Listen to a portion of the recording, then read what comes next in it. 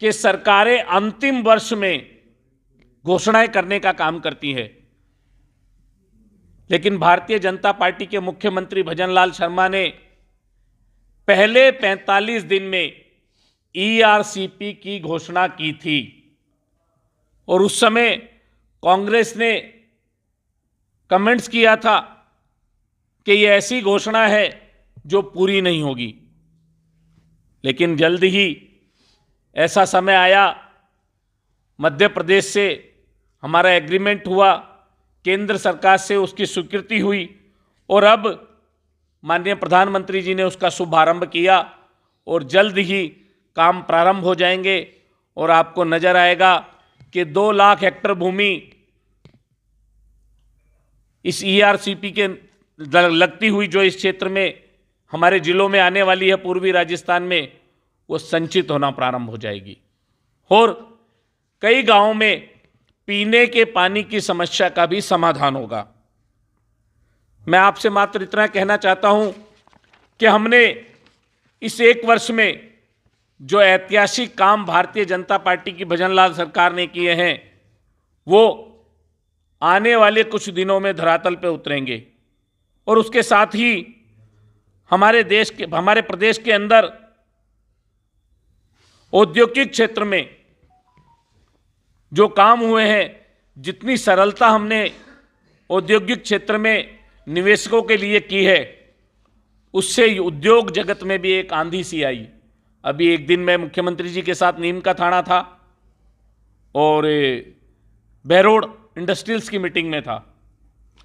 पहली बार बाहर से उद्योग लेकर आने वाले लोगों को, इंडस्ट्री लगाने वाले लोगों को ऐसा लग रहा है कि सरकार हमारे साथ खड़ी है, सरकार हमें कोऑपरेट कर रही है, सरकार चाह रही है कि जल्दी से जल्दी इंडस्ट्री चालू हो।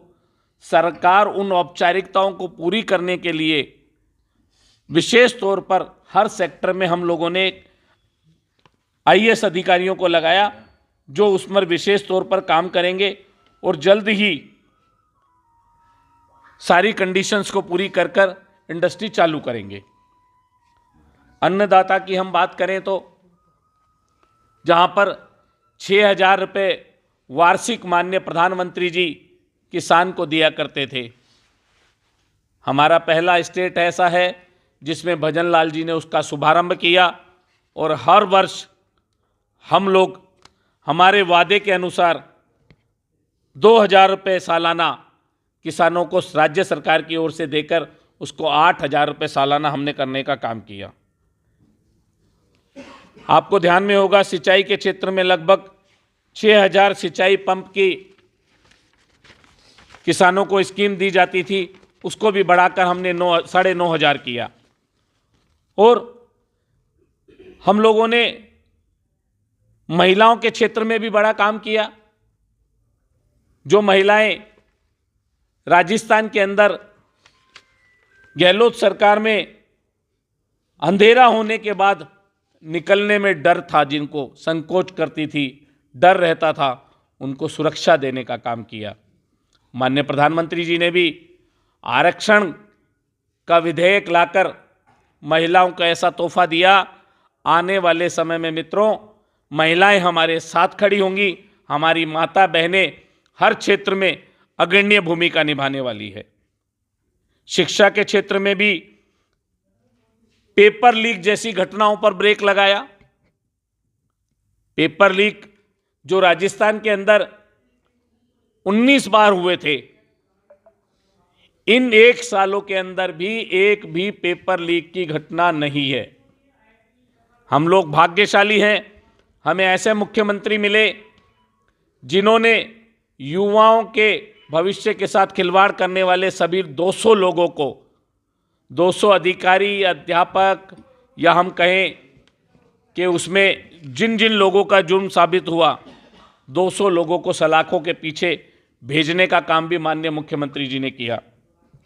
मित्रों, मैं तो आप लोगों से इतना ही निवेदन करना चाहूँगा कि हमारी सरकार ने कौशल विकास में भी बड़ा अच्छा काम किया और कौशल विकास के साथ साथ हम लोगों ने 18 से 45 वर्ष की आयु के लोगों को 3,000 रुपये मासिक पेंशन देने की जो घोषणा की थी उसको भी हमने काम प्रारंभ कर दिया।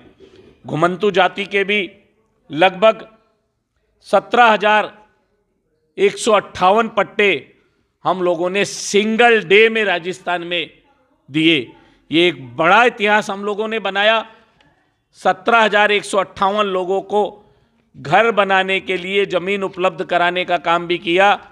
ऐसी जाति को जो सदैव अपने मकान के लिए जमीन तलाशती है, उनके मन में एक सपना रहता है अगर हमें भूमि मिल जाए तो हम घर बना लें, हम लोग भी कहीं एक जगह रहकर समाज का हिस्सा बने। लेकिन आर्थिक तंगी के कारण वो लोग जगह खरीद नहीं पाते थे और उनका अपना घर का सपना पूरा नहीं होता था। माननीय मुख्यमंत्री भजनलाल जी ने उस क्षेत्र में भी बड़ा काम करके एक इतिहास बनाया। घुमंती जाति के लोगों को भी एक ही दिन में 17,158 पट्टे देकर एक बड़ी घोषणा अपनी पूरी की। मैं तो आप लोगों से इतना ही कहना चाहूँगा कि हम लोगों ने जो कहा वो किया। 70 वर्ष से ज़्यादा की आयु के बुज़ुर्गों के लिए भी हमने जो पेंशन 1,000 रुपये मिलती थी उसको बढ़ाकर 1,150 किया। आप सबसे इतना ही आग्रह है